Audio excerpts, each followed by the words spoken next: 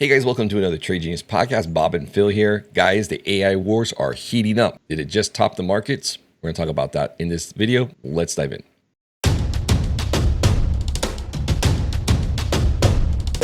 Trade Genius. Hey guys, it's been a week or so. We were away training, so sorry about the lack of videos, but we're back and we wanted to discuss what's happened over the weekend with this DeepSeek Chinese AI model that's come out, and suddenly you don't need all this operating power and all of the electricity and all of the hardware.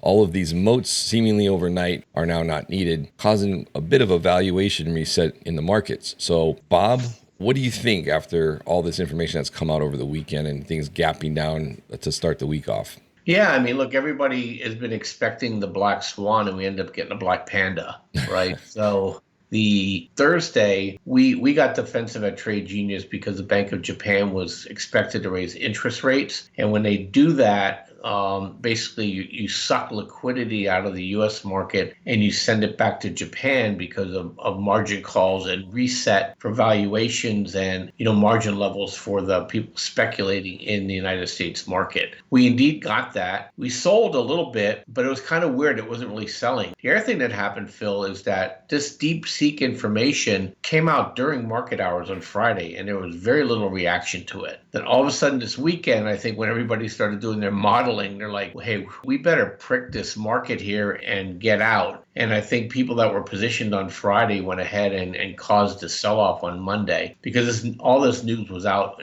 during regular trading hours.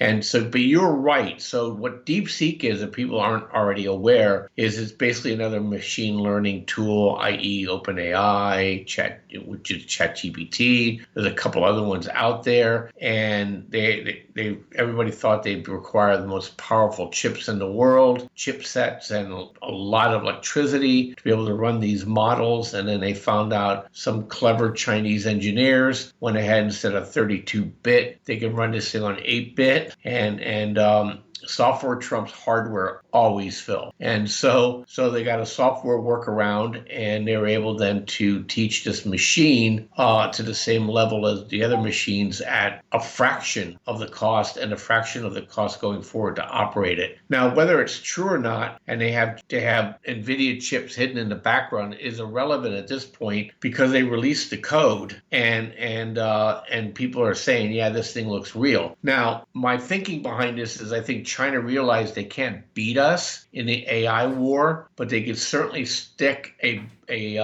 stick into the bicycle tire of a moving bike called Nvidia and flip it. And basically they just rip the premium out of Nvidia going forward, because if you notice, Apple stock skyrocketed on Nvidia's fall because you can use the Apple chipset and server versus the Nvidia chipset and servers. And so, right now, basically saying, what do we need Nvidia for? And wait till TSMC gets back from vacation next week, because all those markets are closed. They're going to take a hit. But what's really fascinating to me is nuclear took a hit because, hey, maybe we don't need as many nuke plants. Data centers took a hit because all of a sudden now China posted all of their code. So now everybody and their brother can build their own machine learning thing. They don't have to rely on all these proprietary systems at premiums. And so is American dominance over? No. American dominance is fine. We have inherent advantages, but is the premium, now it's a commodity. And so that's the takeaway from that, is if you notice today, Nvidia bounced back some, uranium bounced back some. And I think we're not going to make those old highs, and we'll roll back over, because I think the Bank of Japan news is more important. And Phil, just like on Thursday, we had the volume leaders looking at the ultra long Japanese yen on a notation of unusual volume. We got it again today too. So what tells me is that the tightening cycle for the Japanese yen is just beginning, and it's going to continue to strengthen the yen, which is going to keep causing us market issues. So it's not a Sputnik moment, but it's a baseball bat to Nvidia's valuation, which is going to become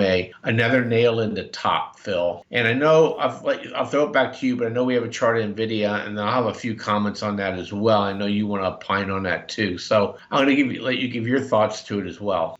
Yeah, so the thing that's concerning about Nvidia, and this is something that the technicals have been basically telling us has been coming, is that we're starting to see this. This is our histogram indicator, right? If you're starting to make lower highs on the histogram and price is able to make higher highs up here, that's a divergence, and that's bearish. And so if we start losing the trend on the histogram on the weekly, then I think what's going to end up happening is obviously we're probably going to make another attempt back down at this major moving average down here, which is the 144, I believe, on the weekly. And then we've got a lot of backfilling that we can do through this level and through this level here. So did that top us out? That could be, because now the valuations, like you said, are completely reset, right? And already you and I were discussing how overvalued Nvidia is, even if the moat was there, right? You can't price in what it's one thing to have price to earnings ratio. It's even more ridiculous to have price to sales ratio. And the price to sales ratio, I think, I don't know, what was it, like 100 years of sales or something that you're pricing in?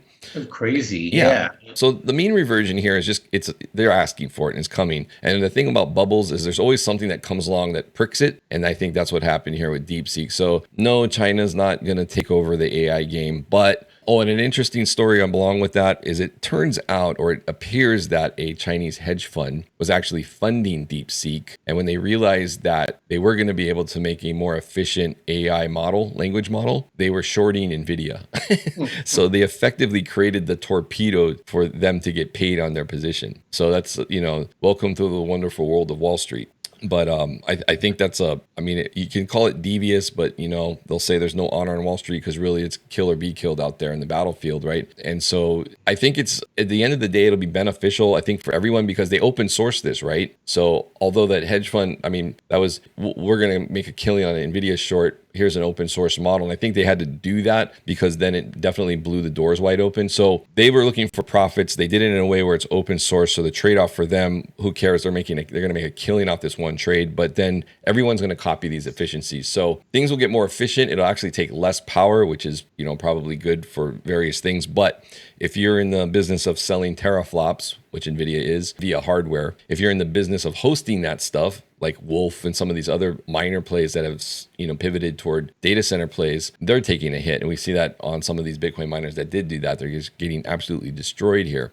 So that's why that stuff matters. Now, if you look at things like Google pays for compute because they have services that they want to offer you. AI is, and all of their apps, whether it's Maps or the Google search, right? We're starting to see generative results when you type in for a search. You get this complimentary AI answer that comes with it. So their costs, right, which were budgeted probably to the moon in terms of compute power that they had the budget for to deliver these services, all of a sudden been slashed by 90% probably. So it's actually bullish for somebody like Google. So anyway, I think that all of this stuff's kind of getting figured out by the market. And then on top of that, you've got the FOMC tomorrow, right? Everyone thinks it's going to be a pause again, which is actually, in that in and of itself is a little unusual because normally when we start the rate cut cycle, it does not pause. It keeps dropping. And inflation has been persistent year over year. You got an inflation number on Friday, which the Fed probably already has an idea of what that's about. So it's going to come down to their presser tomorrow, if he's hawkish or not. If he is, there's probably more downside pressure to come. But I think it's a pretty precarious spot here. I would rather sit on the sidelines if I'm long a portfolio and let the market show me it wants to go higher with another high, right? Or let Nvidia try to make another high. Because otherwise, right now, Nvidia looks really weak here.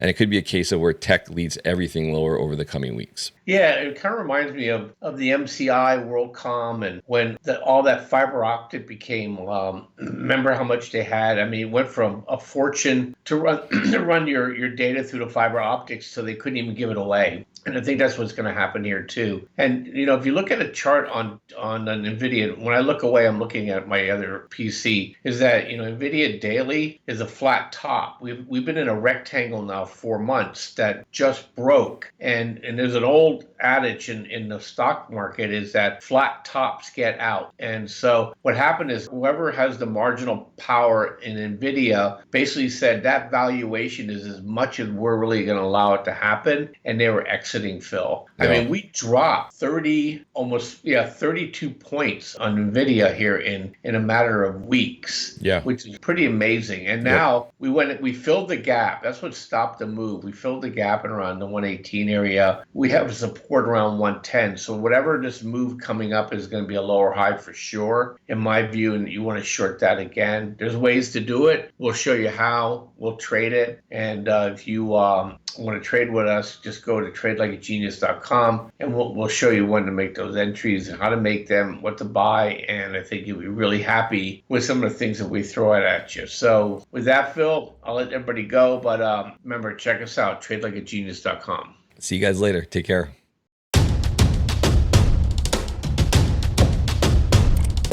Trade Genius.